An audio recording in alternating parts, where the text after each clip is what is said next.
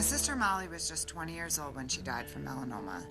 She had a small mole in the back of her leg that was left unchecked. Regardless of your skin tone, if you have a mole that changes shape or color, see a dermatologist right away.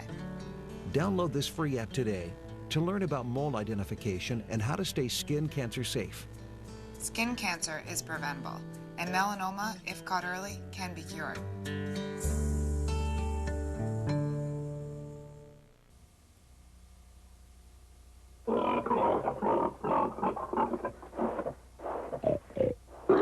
A tiny 5% of the people in the world consume 1/3 of its resources and produce almost half the non-organic waste. Those people are us. Nothing is destroying this planet faster than the way we North Americans live. Hi, I'm Paula Marinoni, and you're watching Fayetteville Public Access Television.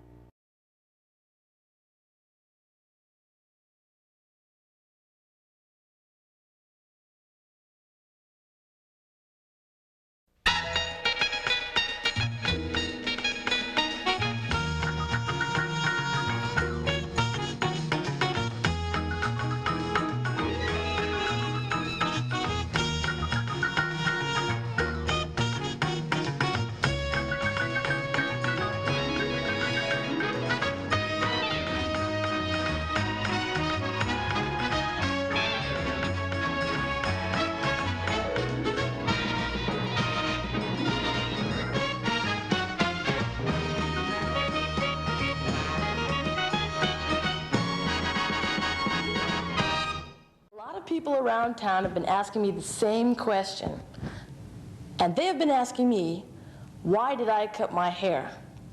Well, do you want to know why I cut my hair?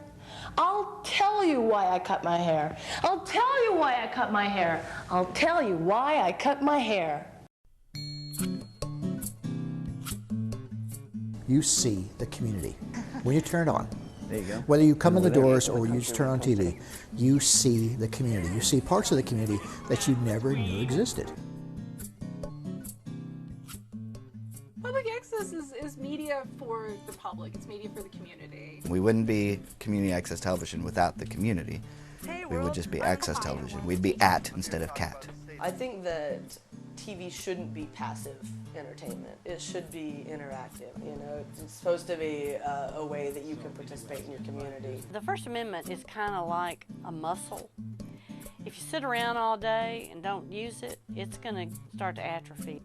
You need to be kicking the hell out of that muscle constantly, really pushing against it so that it'll be strong when you need it. Hi, we just saw a clip from a documentary called The Open Channel, Public Access and the People Next Door. And with us today is Niketa Reed, a documentary filmmaker. So, Niketa, it's nice to have you on the show. Thank you. Thanks for having me. So what inspired you to make a documentary about public access, of all things? Well, I say of all things. I mean, I appreciate public access, but a lot of people don't. So what inspired you to do that? Well, I was just surprised that a resource like this was available in the community. For so cheap. I attend the University of Arkansas, and I never took a videography class. So I was looking around in the city for places where I could just take quick lessons because I was getting ready to shoot my very first student film at the university. And I found CAT, and they say, hey, you could just spend $25 and we'll teach you all this cool stuff. And I was like, are you serious? So I was looking at the library, and I heard some of the history, and seemed like a no-brainer. This had to be documented. So now, what were you majoring in the university? Journalism. Now, you were pretty close to the end of your degree, weren't you? Yes. I was almost done. I just had to pick a thesis topic, and I was out of there. But it was just something about documentary filmmaking that I found really interesting, and I said, what the heck, let's do another year. And so here I am, a year later. So once you discovered CAT itself, what was it like when you came down here? It was very open, and I like that. I do like structure, but I do like to be able to, I would like to be able to be creative. Yeah. You know, I don't want to be placed in constraint. And so here at the CAT, I really like that you could check out a camera and they didn't care what you shot. You know, I know some people were shooting 5-minute music videos about dogs or, or amateur horror movie, whatever they wanted to do. And I thought that was just really, really cool. So I just like that freedom, and I could just take the camera out, I could play with it, and you can't get a bad grade or a good grade. You just do your thing. So how would you rate the training you got? I'm sorry? How would you rate the training you got down here? It was cool.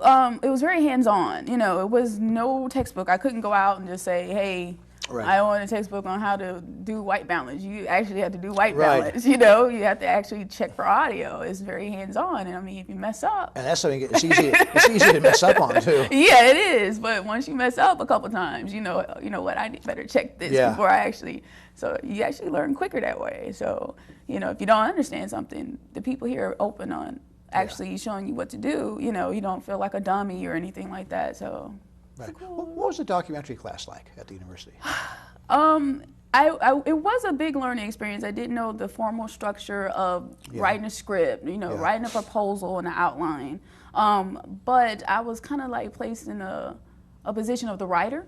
Yeah. Down here at the CAT, if I wanted to produce something, I was the writer, I was the director, I was the producer, I was all these things. So it wasn't just, okay, you're going to be this person in the group and that's it. Kind of had to get a feel for everything if I was going to put together a show. So was it a daunting task for you when you started to put it together? It was. I often joke that I had a little too much access. I was, most people when you start a documentary, you're concerned about not having access at all. Yeah. But here I had people saying, "Oh, I got all these tapes," but it's just me on this project, so I had to take into account I can't go through thousands of hours, and CAT has thousands of hours, So. And I think that's where the documentary class came into place, because I was able to actually focus on a story and stick to it. Right. And I know who was in my story, so I could go to them and say, hey, I want a few of these tapes, But it was still a lot of stuff, and people were really, really open. The access was just incredible, but like I said, I do know it's probably better to have too much access than too little, but after a while, it can be kind of overwhelming. So what was it like when you started to interview people for the project? Well, I was already a reporter. I went into school for print journalism, so I think it kind of enhanced my interview skills because, it wasn't just me writing incessantly on a pad. I actually had to look at people. I had to, nod. I had to engage them instead of just reading off questions on a piece of paper. I had to increase my listening skills, so I can make sure I, didn't forget to ask something, Right. And, after a while, it did start to become a conversation. I was asking things I was genuinely concerned about. So, yeah. When you talk to one person, would that lead you to ask more questions of someone else? Yeah. And I found out a lot of stories that initially I didn't know about, so I might have been asking about one thing, it might have led to another thing, and I was able to use that in the documentary, things I hadn't even thought about, so. What sort of things might that be? I know I interviewed Duncan Skiles, and I know initially you saying, I just came down here with friends, but seeing how one of his friends just asked him to come down to the CAT with him. Right. And now he's a film director. Right. He went to NYU, just because he was here playing around with some cameras at CAT. And it's like, that's incredible, just the potential, access gives to people.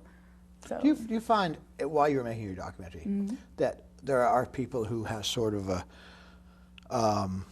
they sort of look down their noses at the whole process of public access, or the whole concept of public access for the people who use it? Yeah, and when I told people that I was shooting a documentary at CAT, I got some people like, oh, that place, oh boy, or or either like, or it might have been like, oh, well, who are those crazy people anyway? You know what I'm saying? Or they just think it's just a whole bunch of people just doing all these wild and crazy things. But as I was here, I saw a lot of different people using the equipment, and it's like if people could just come here and see their neighbors, and that's why I say, the title of my film is Public Access Television and the People Next Door. Do you really know your neighbors? Right. Because I've seen a group of from middle age to teenage to elder. They were in here singing one time. I've seen farmers, I've seen artists. So for people to try to typecast producers here at CAT, it's actually your neighbors who are participating. Why aren't you down here? And I got that a lot too. What is that stigma? And I got that a lot from some of the stories I heard through my interviews too, that they might have seen something, they might have heard about something in the news, and all of a sudden that's all a cat, and that just wasn't true. The show's kind of bent, kind of countercultural, kind of skewed. It's like punk rock put to video without the music. That's the best way I can explain that. One thing my ex-roommate and my co-producer wanted to do for a long time was do stuff with a pig head. They used to carry them a lot in local supermarkets, and let's get a pig head and use it for a prop. This is part of a weekly show that aired Saturday at midnight on Fayetteville's public access Channel 8. It's a show that's bringing complaints from animal rights advocates and others. What I love about this story is that the Lemur brothers were kind enough or thoughtful enough to put it on after 11 or midnight. But because it became a story on Monday, KFSM used the same footage at 5, 6, and 10. Both men admit they went a little too far in this show, and they say that it won't happen again. But the incident raises questions about the screening process at the cable access television station. And a lot of times, I guess, you know, you saw this in your research, that it's the negative stuff that just gets blown out of proportion on the news. Right, right. And it's sad because when I was talking to people like Catherine Sherrills, who's a professor at the journalism department, she was a manager back in, you know, the 1980s here. Back when it was Fayetteville Open Channel. Yeah. She has this plethora of video footage of people in the community, and it's historical. You know, this is the people in Fayetteville back in the day, and I thought that was kind of cool. You could actually see your uncle when he was 20, and he's pretending to do a wrestling match just for the heck of it. You know what I'm saying? Right. You could see your aunt, and she's talking about, you know, some water system, you know, that needs, you know, and then from there to then, you get to see the outcome. You know, it's all of this historical information. It's not even saved at the library. Right. It's like, wow, you know, it's sad, you know. I know. It's just that wealth of information that Fayetteville is just missing out on. In fact, the whole library is like 10 feet away from us. Yeah, yeah, literally. Beyond that wall right there, yeah. Right, and I mean, who knows what's out there? I know you guys have done calls for, you know, lost Fayetteville Open Channel tapes, but I mean, Catherine Sherrills came out of her own personal library with a good 20. Yeah. You know, and I had to say, okay, look, I can only take about 5 or 10, but just on those tapes, just on those few little clips, you get to see a snapshot of what Fayetteville was like, and that's priceless. Right, and there are literally hundreds of tapes that were missing from the old Fayetteville Channel library. Yeah, so who knows where they are? I know where some of them are. Where some of them went. That's a sad story. But so once you started looking at the tapes, did you have to watch the entire tape, or were you just sort of skimming through looking for pieces, or? Yeah, it depended on how well the record was kept. Yeah. I know Cheryl's had she had notes, so I was able to say, okay, on this tape is going to be the Sapp Sisters and, you know, Fayetteville Live. You know, but for Duncan, you know, it was just episode, and he might have like snippets about what's on there. But of course, I had to look through and see actually, you know, and I couldn't just say, okay, I'm just going to look at the middle and that's it, because you might miss a gem, you know. So there were some that I had to say, okay, I'm just going to have to skim through and maybe something will catch my eye. But, you know, it's a risk because it's like, oh man, you could have got something really wonderful, you know, so. And of course, some people you weren't able to interview on camera, but you interviewed them, like Bob McKinney and Marion Orton. Yeah. And she told me a lot of stuff about the history of public access here in Fayetteville, and she had a couple tapes too. Now, her tapes were really, really old school, so I had to be careful. Yeah. But yeah, even though she wasn't on camera, she did provide a lot of information. You actually, in your production notes, you refer to the community producers as pseudo-minorities. Yeah, because of that stigma, you know, and it is kind of like a small group that, I mean, I know it is like a different people every week, but it is still like a minority of people who actually use the facilities, and they are ostracized in the community, you know, even though the people who use them are just the people who live in Fayetteville, you know. I mean, just like a black person, it's just a regular person that lives in society. It just happens to be black, you know. So, you know, I kind of assimilated that experience in my experience, because that's how I felt sometimes, you know, being ostracized, but it's like you're just a regular person, you know. So actually, it's sort of true. It's like it's one thing about the producers is that it's like it covers the whole wide variety, the whole diversity of Fayetteville. It's like everybody's represented. Right. And I think I wrote that too because I felt like this double consciousness kind of, whereas on a racial level it'd be like, you know, a black world and a white world. But here it was kind of like I was in a formal university structure and I was a CAT producer, so I was able to see both sides. You know, I kind of saw the benefits of university education, and then I saw the benefits of being a producer, you know. And just seeing both of those sides, I was able to see the faults in both of them, or the, you know, downfall. So it was kind of like, you know, it was kind of weird. It's like, oh, I'm a producer, but at the same time, I'm observing, you know, what a producer is, even though I am one. You know, I mean, I produced this film with the skills I learned here. So this is a product of CAT. So in essence, this film produced itself. So how much footage do you think you actually ended up with? I got about 20 tapes, and they're all about 45 minutes long. Some are 30. So, I don't know, probably about 18 hours, probably. I mean, it was, you know, and not counting the videos that I got from Fayetteville Open Channel and Access for Fayetteville. I had to go out and buy an external hard drive. Oh, wow, okay. And it was 500 gigabytes. Guess how many gigabytes I got left? I'm afraid to ask. How many? 100. Really? Yes. Wow, okay. And that's just from footage I collected from people, from producers saying this is some of the work I've done. Just them. Can you imagine people who came in randomly, you know? Who knows what's out there? It's just amazing. So how hard was it for you to start making the cuts to what to include and what not to include? Oh, as a fellow writer, you know the term killing your darlings. And I really didn't want to cut. At first, like I said, I started out around an hour. But for the university, it has to be 26 minutes and 46 seconds. Really? Okay. So I had the task of trying to include a history of public access in Fayetteville.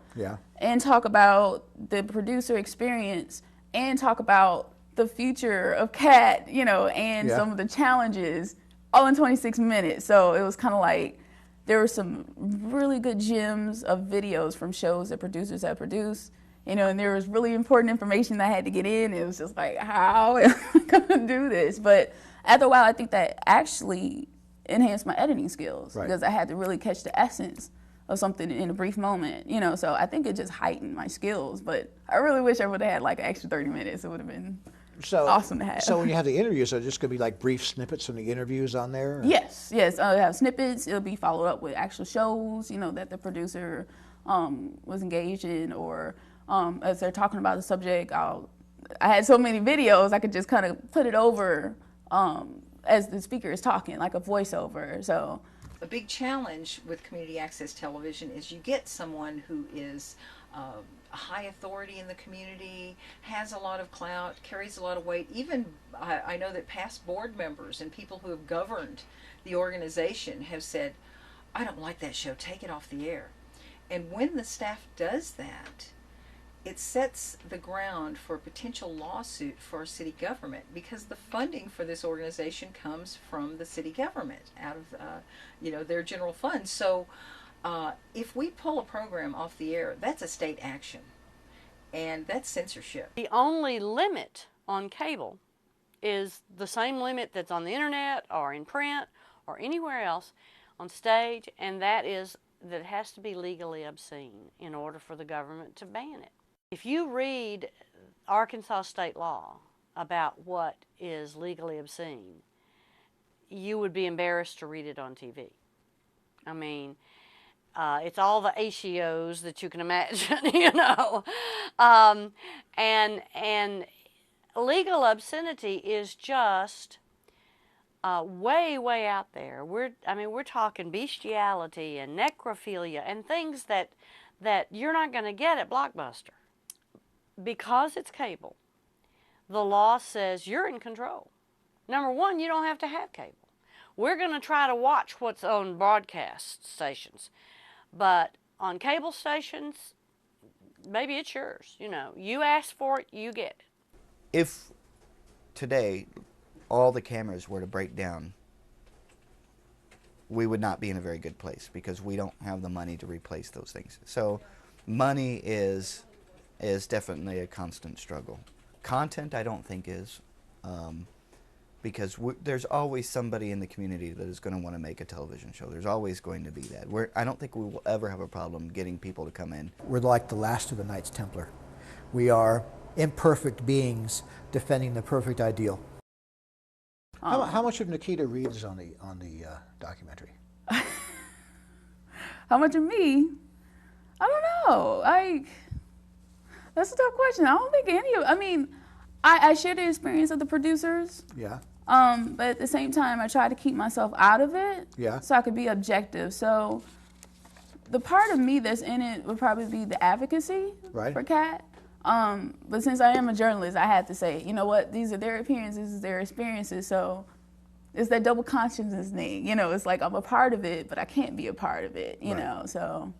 What, if anything, surprised you when you were making the documentary? I think the honesty of people. And I had to be prepared for that because it is public access. You can't be censored. And I know I might have run into people here at the station who back in the day might have had some pretty harsh views. You know, they might have had some racial views. They might have had some, you know, sexist views, but I can't judge them, you know, because this is their right. You know, me and Catherine Sherrills were talking about this. I think there has been cases that come up with the Ku Klux Klan have tried to air programs across the station that are pretty darn racist, you know, but they can't stop them from airing it. And you know what? Yeah, if they want to have that opinion, cool, as long as they don't touch me, you know. But like I said, I had to mentally prepare myself for what I was going to see. And I can't hold it against people because that's their view. So luckily, none of that came up. I think I was more shocked at how creative people were. I was shocked at how good amateur video looked, you know, and how the possibilities are endless, you know, without that commercial barrier placed on people in their programming. Why do you think there's such a snobbish view? And it is snobbish, to be sure. Why do you think there's such a snobbish view about the so-called amateur video? Well, I think people like that get nervous, you know? It's like, how dare you? It's like the bloggers and the journalists. I could say that. I could say I'm a snob towards bloggers. I'm like, well, you're not really a journalist. Well, why not? You know? With them, snobbish people, they say, you know, they put all that time and energy into producing stuff. They done this and they done that for this person, and then you could just pick up a camera and, you know, who are you? Who do you think you are? I think that's where the snobbery comes from. You know, it's like, who do you think you are? Where you could just pick up a camera and think that you could just go with it and produce something of quality. That's not supposed to happen. There's supposed to be seniority. There's supposed to be status levels, you know. But a pecking order. Yeah, yeah. And I think that, you know, they think that they're the only ones that can produce, and that's just not true. Yeah. So I saw a documentary a few weeks ago. Okay. After the anniversary of 9/11, called 102 Minutes That Changed the World. Okay. And it was all entirely amateur video. Wow. None of it was professional video. It was all amateur video collected from people. It was shot on September 11th. And I think it was amazing watching the immediacy of the amateur video as opposed to professional video. And I think I was a lot more impressed with that than I was with a lot of the professional video that was shot that day. Yeah, and like I said, it's becoming a more, I don't want to say epidemic, it's not like a bad thing, but it's becoming more prevalent, you know, and it's more honest, you know, it's more truthful. You know, people are actually not having to wait on the journalists to come out. They can say, you know what, this is what's going on with me. Let me tell the world, you know, let me show the world what's going on so we can take action, you know, and it kind of does help push people to action. And I applaud it, you know, but like I said, people who think that they're the professionals, they're the only ones that can do it, there's a danger in that because you're saying what can and can't be produced, what we should be thinking, you know, and you can't do that with me. Well, you can, but I don't think it's ethical. And to be honest, people have real skills down here too. Right, and who's to say that you can't get better? Who's to say that you know, just because it does look crappy, maybe I want it to look crappy. You know, maybe I do want green people in the background and screeching and static. You know, it's like your production looks exactly as you want it to look like. Exactly. You know, and before I started this project, I watched a tape that Catherine Sky Blakelock, the former manager, she gave me a tape to look at, and it was produced through, I believe, Denver Open Media. Yeah. And I saw a clip of a little black girl skipping rope on a video, and they were talking about how her being able to do that on TV, show that on TV, it's kind of like your rights. You know what I'm saying? People don't have to feel disenfranchised. Right. They don't have to feel like they don't see themselves on TV. And that really struck a chord with me because it's like, it is true. You know, instead of me complaining about UPN or CW or whatever it is not showing black shows, I could produce my own damn show. That's you right. know, I don't have That's to wait right. on you. You know, we have writers, we have people. You know, why do we have to wait or get somebody's consent to make what we want? You know, and we joke about it all the time, me and my friends, like the McDonald's commercials. Right. We are so sick and tired of every black person. It doesn't matter if they're in a suit about to go to work. They got to be singing or rapping if they're eating something, or, you know, who are in these focus groups? You know what I'm saying? So whoever that started in the 70s. That started in the 70s. Really? Yeah. You know, I mean, they're telling us who we need to be. You know what I'm saying? And it's like, I always wonder who's in the focus group, because it's like, no black person in their right mind is going to think that this speaks to me. You know, maybe it speaks to them, but it's like, this isn't all of black America, you know? So it's just the same thing. You know, when you have those types of barriers, you're not able to feel that control in what you're seeing. So I think it's a threat to a lot of people, so-called professional people. Once you start the footage, once you start working with your documentary, how long did it take you? I know it took you a lot longer than you thought it would take you. Yeah, man, I originally started an idea to do a documentary on 2 black-owned restaurants here in Fayetteville. Right, yeah. But I changed it because I just didn't have access to those women. I thought, I'm a black girl, you know, I'll be able to get, you know, access. It's just not true, you know. But I actually switched it to the cat because I did think that it was needed, you know. So I started that in like July or August of 2009. And then from there, I've just been hitting it, you know, and I thought I was going to be done in March or April of 2010, but I got a job in Memphis. So I said I could commute. I had a car accident commuting back and forth. I mean, and of course, professors go on vacation over the summer. And so now I'm just like, you know what, I'm going to finish regardless. So, I mean, I would have been done with my degree probably September 2008. Yeah. And now it's just been extended to, you know, a couple of years, and I'm okay with that. It's cool. So do you have the finished product, though? Actually done? Right. I am going to change the ending, and I'm hoping maybe I could do like an extended cut, because I know there's a lot of things I had to cut out. The director's cut. Yeah, the director's cut, exactly. So there may be an hour-long edition that'll be coming to Cat's Way soon. So that's good. That's great. There's a lot of people I think would be interested, because no one's actually ever done a documentary on the history of all this before. There have been little snippets about, there was a documentary years ago, the Fayetteville Open Channel, the first 10 years, and a documentary on the Access Wars in the early 90s. But there's nobody's really tackled a project as big as yours before. Right, and I came at this as like an introduction to public access per se. I know some people are concerned that a lot of stuff didn't make it into the film, but the type of people I want to watch this film are the ones that say, oh, those weirdos, or the people who don't necessarily understand the whole concept of public access. Those are people who wouldn't want the weirdos to even have 10 seconds. You know? Right. Right. But, you know, a lot of people, when they start labeling people, it's kind of like, they don't want the weirdos to find out stuff. Once they start labeling people, I mean, they've got their minds closed to start with. Right. Exactly. Because you don't fit into this you're not a box. You're not a wine and cheeser. There's always going to be people upset, though, if they don't make the cut, or if not everything they say is in the documentary. Right. But I'm assuming, though, that everything that I said is going to be in there, isn't it? You're in there quite a bit, so yeah, you should be satisfied, I hope. No. I know about the editing process, you know. But I think it's just grand that you've done this, because it's I think it's going to be very exciting, and I think it's going to be very exciting when people in Fayetteville see this. Right. Yeah, and like I said, I'm hoping to come back and screen it, and like I said, I do hope people who haven't been to the station before, or who haven't been in a while, or have this jacked up idea about it, actually do see it, or they see a clip, you know, when they're sitting at home, and you know, they see some of the rich stuff that, you know, people have done. They see some of the recitals their friends have put on TV. You know, some of the other stuff, there's so many different shows. You can't really just label Kat because it's just everybody. Maybe you give a copy to everybody on the city council. Say it's produced at the university. Maybe they'll watch it. So what kind of technical difficulties did you have? Man, okay. Yeah, I'm not the greatest camera person, but I never used a light kit. Yeah. I didn't use one the whole entire production. So I might have had lighting issues.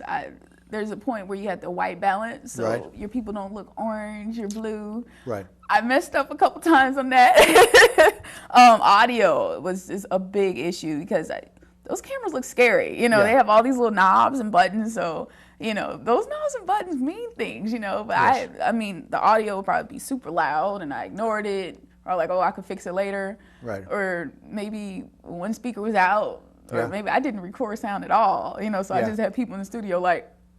So you'd have to come back. You have to come back and record them again. Yeah, you know, and I think with Catherine Sherrills, I had to record her interview twice because I recorded in the wrong format. Oh. But I mean, I'm kind of glad I went through all that because it shows that if I can shoot a documentary, you know, and really just put my heart into it and commit to learning it and learn from my mistakes, anybody can do it. You know. Right. So I mean, I'm glad I made those mistakes. I'm not going to make them again. That's why God put erasers on the pencils. Right. Exactly. So I mean, you know, we got to get out there. You got to get a little dusty. You got to look like a dunce, you know, to actually do something. You know, it's okay. I survived. I'm getting a degree. No blood was shed. I think people would just be really thrilled when they see it. I hope so. I hope people look at it. So when will the people at the university actually see? Have they seen it yet? My professors have. Yeah. If I do a screening, I probably put up some flyers and invite people down to the station. If I do screen it anywhere, I wanted to have it here in the studio. So people can actually come down, look at the station, look at how it's evolving, because you guys have got a lot of new stuff in here, you know, and you guys offer a lot of different things as far as outreach. So right, and your production costs. You said your production expenses never exceeded what, $250? It probably would have been lower than that if I didn't have to buy the external hard drive because I had so much material. But I mean, other than buying like tapes, you get a 3-pack for like 10, or you buy them in bulk and save a lot of money. Right. Gas, you know, I didn't even count that. But I mean, if you live right here in Fayetteville, I mean, you could do a movie for free practically. So you know. you use a Mac or a? Yes, I had an iMac that I bought a couple years earlier. So like I was fortunate I had the equipment already, but Kat has cameras. They have computers. You know, it's really no excuse. You know, if you really want to do something. Right, and I guess so. You bought Final Cut Pro for your Mac. And I was a student, so it cost me what, $20 or something like that. Maybe been even cheaper. So. Good. So I just bought an iMac, so I need to buy a Final Cut Pro. So. And then iMacs have iMovie, so I didn't even really have to get Final Cut if I didn't want, but I was used to using it. So. What was it like to edit at home? A lot of people tried to interrupt me because, you know, when you're at a computer, people think you're playing. They think you're on Facebook or something. You're like, no, I'm making a movie. And they're like, you? A movie? Oh, yeah, right. And it's like, no, seriously, I'm a documentary filmmaker now. You need to leave me alone, you know, so. It was tough, you know, it's kind of like with writing, you know, you have to tell people your writing time is serious, my editing time is serious. I'm really doing a production and I need editing time, leave me alone. People don't understand. People think you can stop and start if you're doing something creative. Right. You know, come out to the kitchen, you know, no, I'm really doing something here. And the problem is too, like the external hard drive I had, if you left it idle for a while, it just went dead. Oh man! Really? So if I left anytime, I had to like click to like a sequence and have it just playing until I came back because it had to keep running. So it was it was a lot of challenges. Yeah. But so you have a part in your production notes. I've got, it's called recognizing passion. Was that like, did that come through in the interviews? Can you actually see that on screen? Yeah. A lot of people defended Kat a lot, and it's not just something like. Just a gimmick to get people down here. It's really like, if y'all shut this down, we are going to riot, you know? And I think without getting too heavy with the free speech jargon, you know, I was able to get a sense that people felt like their right as a producer was an extension of their freedom of speech. And it is, you know. You can't be censored, you know, you can't be limited on your content, you know. And that's a pretty big deal. I was talking with some of my interviewees, you know, during the production process, and I was like, you guys are right next door to a police station.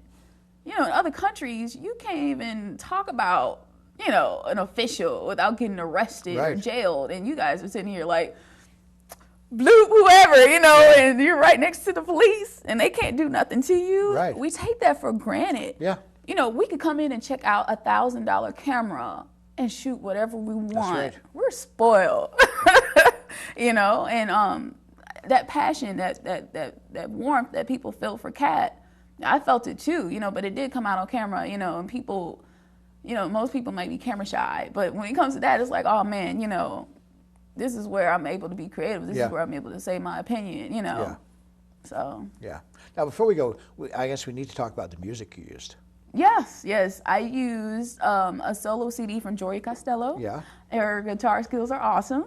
I actually used about 3 or 4 songs from her album. Really? Okay. Yeah, so she's really good. And then What Army, I used kind of for like the Abbey of the Lemur. Yeah. Because I felt like that groove was kind of like on the same pace. And then like, you know, for some of their clips of their shows and stuff like that. So Now, the folks from What Army are also producers at Kat, yeah? Yes, and they've been long-time producers too. Yeah. So I was actually glad I was able to use somebody who was actually involved with the station and use their music and promote them. So yeah, that's good stuff too. Well, I think the clips we've shown on the show today, I think should excite people into watching the whole program. I hope so. So I think that I think people would be very happy to see it. I think the university was very lucky to have you. Thank you. There, and I think that I think the community is very, very fortunate to have you make this production. Well, thank you. I hope people come out to look at it. Well, I think you need to promote. I think that you need to promote it very heavily. I am.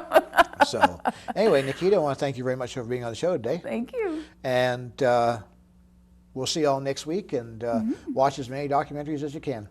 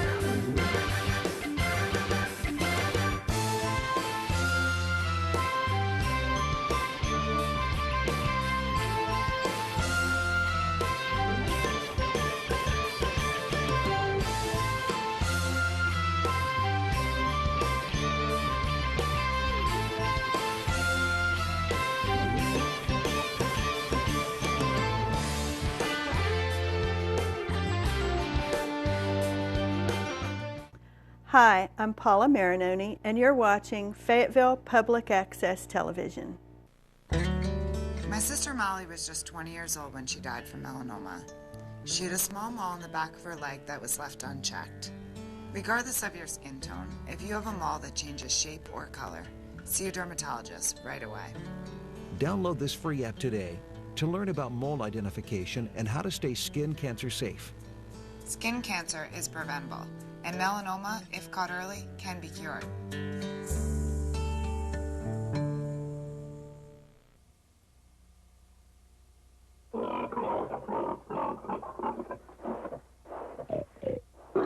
A tiny 5% of the people in the world consume 1/3 of its resources and produce almost half the non-organic waste. Those people are us. Nothing is destroying this planet faster than the way we North Americans live. I joined the Peace Corps because it gave me an opportunity to do something worthwhile. We were providing clean water, which to everyone there is health, and we try to do the same thing here by just providing health care. Compassion, perspective, a sense of adventure.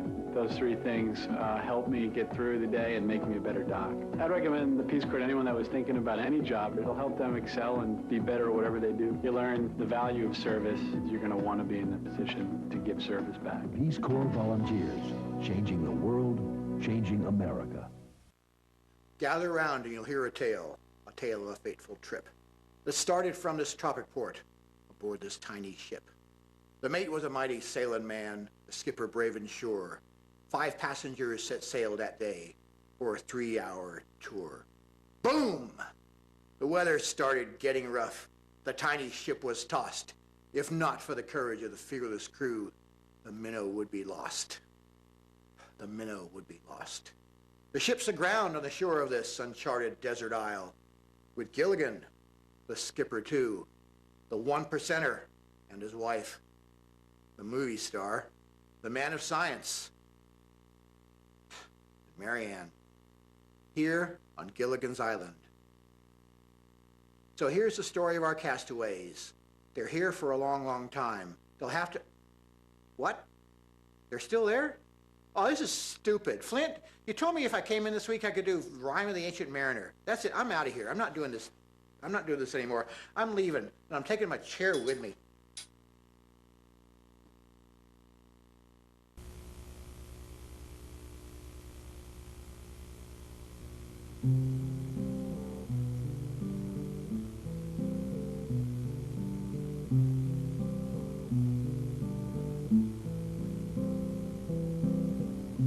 Look not at the way that you see me. Feel in your heart what I say. Now know that we all have forgiveness. God loves us always. Seek not this freedom outside you. It leads us astray. All of you have is now inside you to be given away. Honor each other and learn to forgive that which may not be your way. Honor each other and learn to forgive whatever may come your way.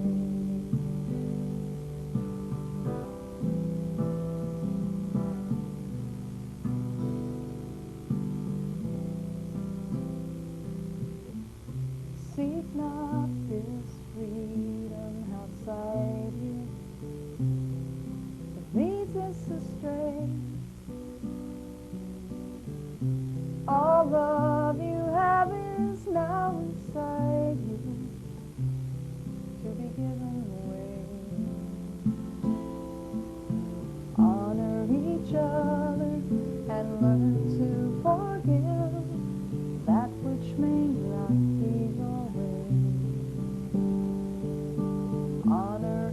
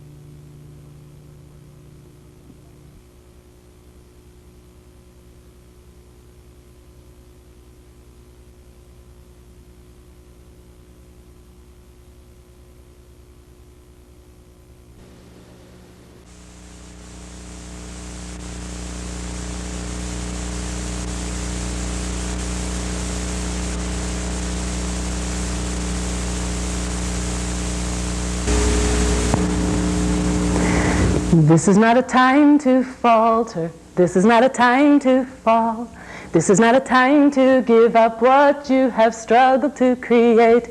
There is still a power in the earth no man can break. Take courage, be not afraid. This is not a time to falter. This is not a time to fall. This is not a time to give up what you have struggled to create. There is still a power in the earth no man can break. Take courage, be not afraid. Yes, it is true. There really are people in power who are nothing but schoolyard bullies, stupid and mean. And they're pushing on you, not even for their own gain. No logic can explain and nobody wins. But they can't hold a candle to you when you stand with your feet firm on the path you love and true power in your hand.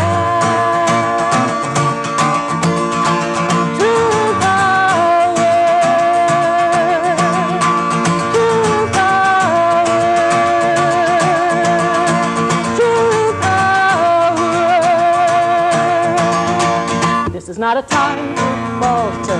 This is not a time to fall. This is not a time to give up what you have struggled to create.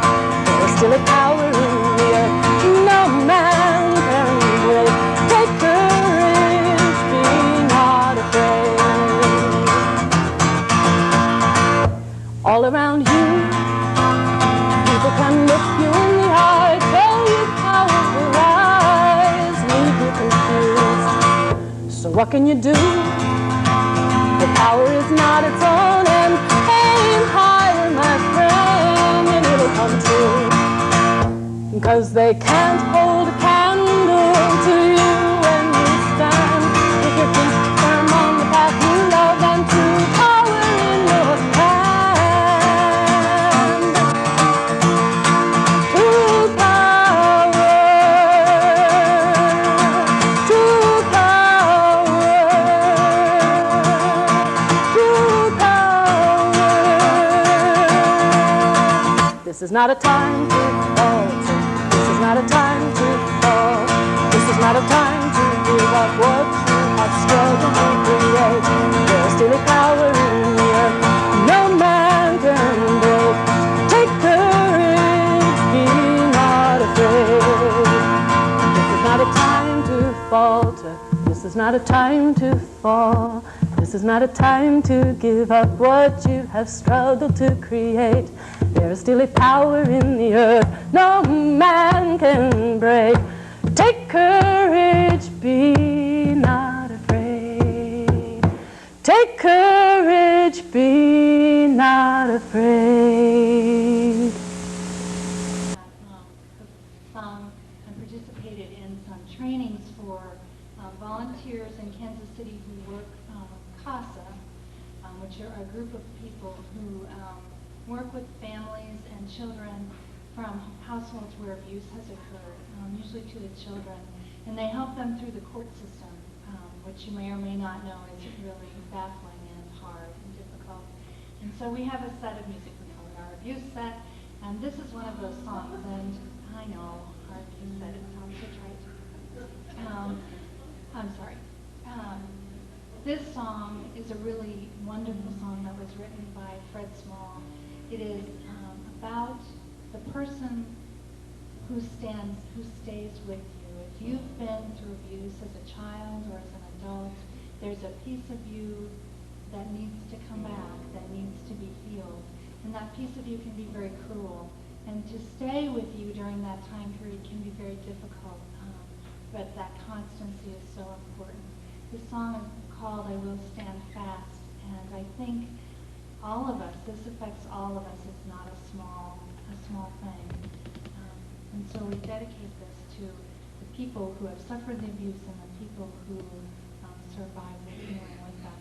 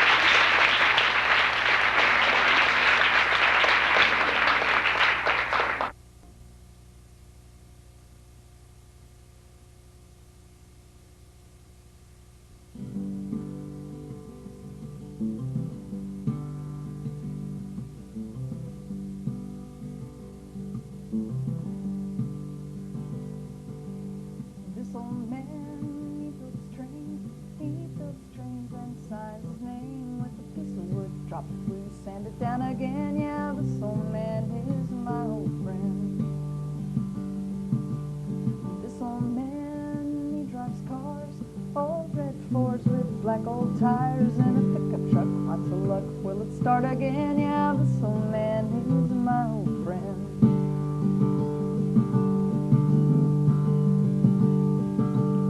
This old man, he loves kids, he thinks pumpkin is really his. With a game of cards staring hard, looking down his nose, there's lots of things that this man knows.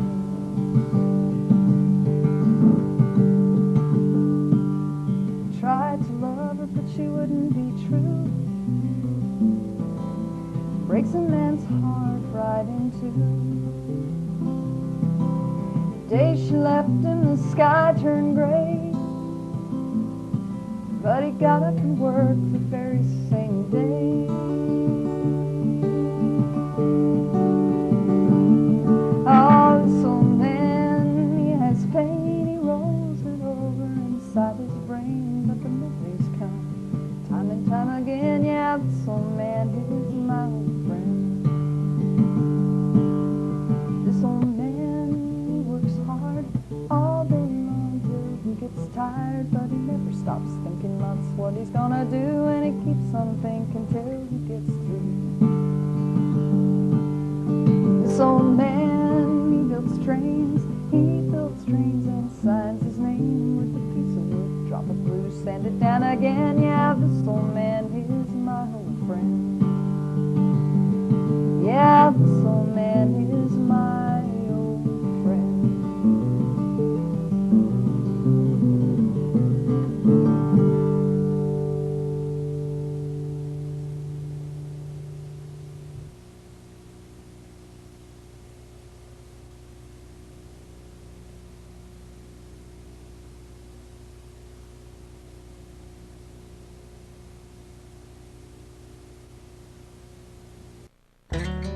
My sister Molly was just 20 years old when she died from melanoma. She had a small mole in the back of her leg that was left unchecked.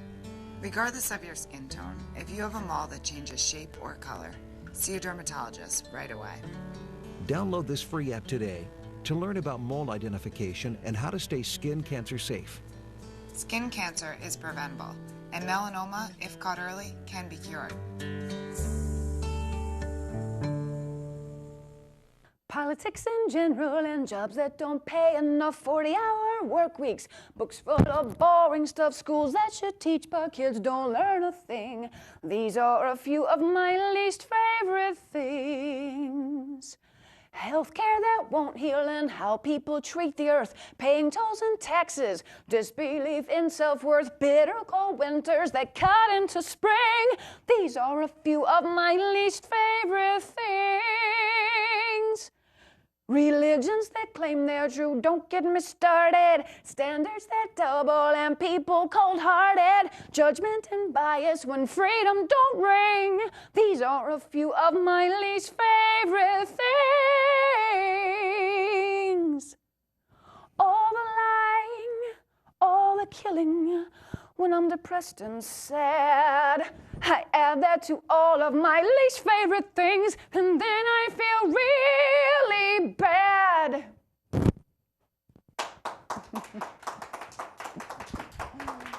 Feel like Julie Andrews or something.